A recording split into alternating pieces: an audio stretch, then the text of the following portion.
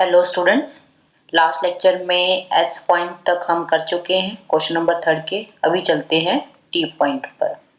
How would you argue that modern enterprise pursue multiple objective and not a single objective. आपको बताना है कि आज की जितनी भी ऑर्गेनाइजेशन है वो एक ऑब्जेक्टिव को परस्यू ना करके बल्कि मल्टीपल ऑब्जेक्टिव को परस्यू करती है। ऐसे क्वेश्चन में आपको प्रेजेंटेशन पे थोड़ा ध्यान रखना है ताकि आपको अच्छे से मार्क्स मिल सके। तो कैसे करेंगे? सबसे पहले आपको मीनिंग डालना होगा किसका? ऑब्जेक्टिव का।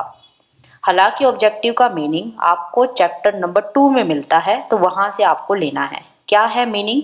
Organisation performance target. 3 वर्ड याद रखेंगे। ऑर्गेनाइजेशन, एक वर्ड है परफॉर्मेंस और थर्ड है target. Objectives are the organisation performance target. की ऑर्गेनाइजेशन की टारगेट को, हमें उसकी परफॉर्मेंस को यदि मेजर करना है तो हम किससे मेजर करते हैं? दैट इज ऑब्जेक्टिव से। तो एक बुलेट पॉइंट बना के आप लिख देंगे कि objective act as a yardstick for tracking the organisation performance and progress. For tracking the organisation performance and progress. तो ये 2 पॉइंट तो आपको मस्ट है अपने एग्जाम में लिख के आने हैं। एंड देन फिर आप स्टार्ट करेंगे अपने क्वेश्चन वाली लाइन से कि आज के समय में मॉडर्न एंटरप्राइज मल्टीपल ऑब्जेक्टिव को परस्यू करती है, ना कि सिंगल ऑब्जेक्टिव को। क्यों? क्योंकि हमेशा हर एक ऑर्गेनाइजेशन में बहुत से ऑब्जेक्टिव होते हैं, that means set of objective होते हैं जिनको हर एक ऑर्गेनाइजेशन ट्राई करती है अचीव करने की। ठीक है, अब कुछ एग्जाम्पल दे दो कि ऑर्गेनाइजेशन आज के समय में मल्टीपल ऑब्जेक्टिव कैसे अचीव करती है। कितने ऑब्जेक्टिव होते हैं? जैसे सर्वाइवल है, स्टेबिलिटी है, ग्रोथ है, एफिशिएंसी है, कस्टमर सेटिस्फेक्शन है, राइट। इसी तरीके से सोशल वेलफेयर है। तो ये सब ऑब्जेक्टिव आपको एग्जाम्पल में डाल देने हैं। और लास्ट में आप ये मस्ट है जो अभी बोल रही हूँ लाइन, वो लिख के आनी है कि ऑर्गेनाइजेशन को जो ये मल्टीपल ऑब्जेक्टिव हैं सभी, इनमें बैलेंस एप्रोप्रिएट मैनर में बनाना बहुत जरूरी है। बैलेंस बनाना जरूरी है, और वो भी किसमें? एप्रोप्रिएट मैनर में। यदि वो एंटरप्राइज, मॉडर्न एंटरप्राइज चाहती है मल्टीपल ऑब्जेक्टिव को अचीव करना। ठीक है, तो इस तरीके की प्रेजेंटेशन आपकी इस क्वेश्चन में रहेगी। अब हम हमेशा की तरह मैच कर लेते हैं कि हमारी हैंड राइटिंग के जो नोट्स हैं और साथ में प्रैक्टिस मैनुअल में जो नोटिंग है और जो मैंने आपको अभी समझाया है, ये तीनों एक ही हैं या अलग अलग हैं, राइट। जिससे आपका कॉन्फिडेंस और भी बहुत इंक्रीज हो जाएगा।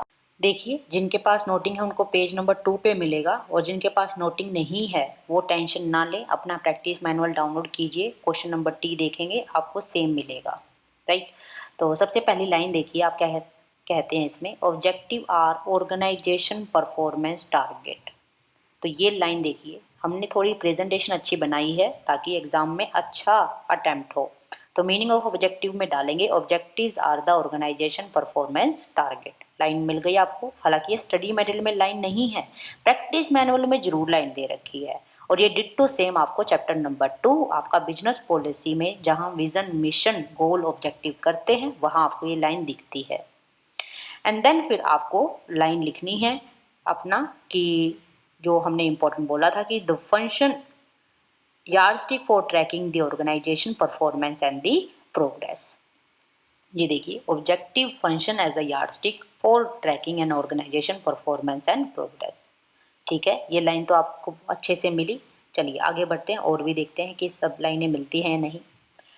टुडे, आज के समय में, organisation are capable of achieving multiple objectives. तो यहाँ देखिए, यहाँ पर आज के समय में, in modern time organisation are capable to achieve the multiple objectives. बस इतना सा यहाँ पर अभी है। ठीक है, आगे they focus as a different objective rather than single objective, तो इसको हमने ऐसे लिखा है, enterprise pursue multiple objective rather than single objective. तो ये लाइन भी रही है आपकी, बिल्कुल सब लाइनें मिलेंगी लेकिन प्रेजेंटेशन मस्ट में। अब ये क्यों?